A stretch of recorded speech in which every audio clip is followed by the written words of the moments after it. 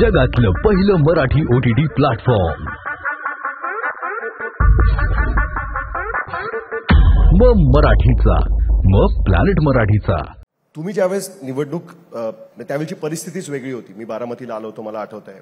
एकूणच वातावरण टेन्स अशा पद्धतीचं होतं. कोणालाच कळत नव्हतं की नक्की महाराष्ट्रात काय होणार आहे ते.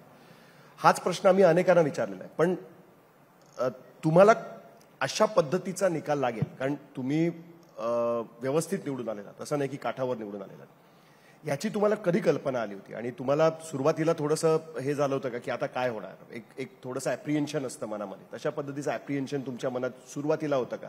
कारण तुमच्या प्रत्येक विजयामध्ये बारामती विधानसभेचा नेहमी मोठा हात असायचा.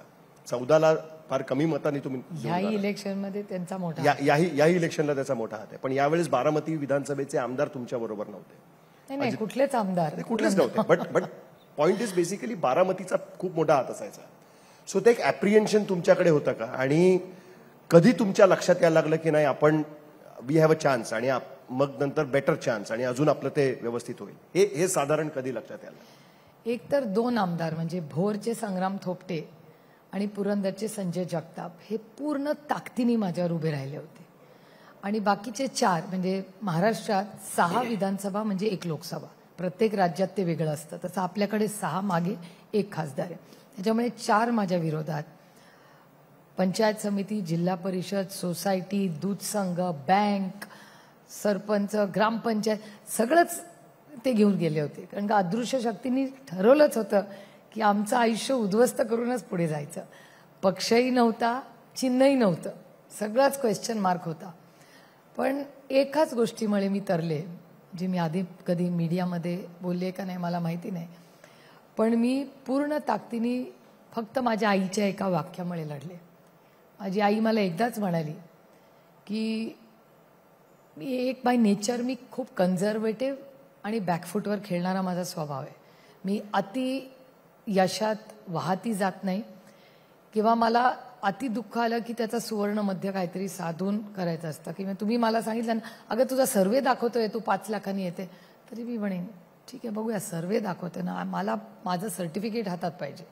मी माझ्या हातात वास्तव आल्याशिवाय I don't like to celebrate anything. आणि सेलिब्रेशनची वेळ येते तेव्हा मला असं वाटतं नको पुढे चॅलेंजेस आहेत, त्याच्यामुळे जरा आपली स्लो अँड स्टेडी चाललेलं बरं. तो माझा बेसिक बाय नेचर मी तशी आहे. आणि आमचा म्हणजे माझ्या विरोधात जे लढणार होते त्यांचा स्वभाव माझा बरोबर उलटा आहे. म्हणजे मी अंडर कॉन्फिडंट आणि ते ओव्हर कॉन्फिडंट असं आमचं कॉम्बिनेशन. म्हणून ते इतके दिवस चाललं. कारण का मला जे हवं होतं ते त्यांना कधीच नको होतं आणि त्यांना जे हवं होतं ते मला खरंच आजही नको आहे. त्याच्यामुळे it was very very clear की there was complete clarity of role. Interesting गोष्ट मी ऑब्झर्व करतो की तुम्ही नावच घेत नाही आहात. नाही, खूपच जास्त डिलीट केलंय तुम्ही सगळ्या गोष्टी. नाही, मी तुम्हाला सांगितलं माझं सॉफ्टवेअरच तसं आहे. आणि मी आय डोंट होल्ड थिंग्स.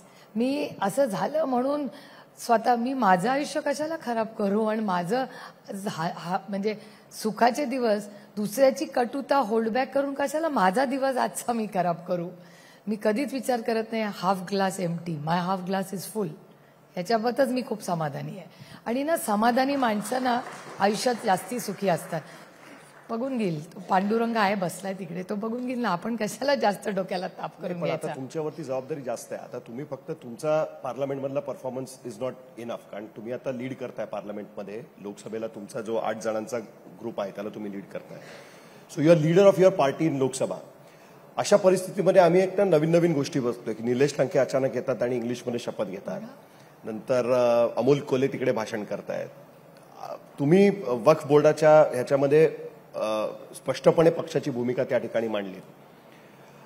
हा बदल कसा काय घडून आलेला आहे? हा आता तुमच्यावरती सोडलाय की हा सगळा बदल करायचा आणि त्याच्यामुळे होतं की हे कशामुळे होतं? का नवीन तुम्हाला फ्रेश सगळे चेहरे मिळाले त्याच्यामुळे तुम्हाला त्या गोष्टी करणं सोपं झालं? Wonderful teamwork. मी कधीच म्हणणार नाही की मी त्यांना लीड करते. We are a team. त्याच्यात काही नाही. We are colleagues to each other. तो हायरार्किकल जो एंटायटल मला मॉडेल आहे ना, त्याच्यातून आपण सगळ्यांनीच बाहेर पडलं पाहिजे. सगळ्यांना असं वाटतं की नेता म्हणजे कोणीतरी मोठा, कसं काही नसतं. As a matter of fact म्हणजे 2014चे मोदीजी जे म्हणायचे ना प्रधान सेवक, actually that was a right thing. त्याच्यानंतर 10 वर्षात बऱ्याच गोष्टी बदलल्या, तो भाग वेगळा. तेव्हा आम्ही सत्तेत होतो, त्याच्यामुळे आम्हाला वाईट दाखवण्यासाठी सगळंच आमच्या विरोधात ते दाखवत होते. आणि त्याच्यानंतर काय झालं की रेस्ट इज हिस्ट्री. मला कुणावर टीका करायसाठी ते बोलत नाही, पण पब्लिक लाईफ काय ह्याच्यात एक क्लॅरिटी असली पाहिजे की मी राजकारणात का आले, माझा रोल काय. आणि आपण जेव्हा पिढ्या बदलतात तेव्हा काहीतरी आपल्यात बदल आले पाहिजेत ना. म्हणजे माझ्या आजी आजोबांनी ज्या गोष्टी केल्या त्याच्यापेक्षा पुढचा टप्पा माझ्या आईवडिलांनी गाठला.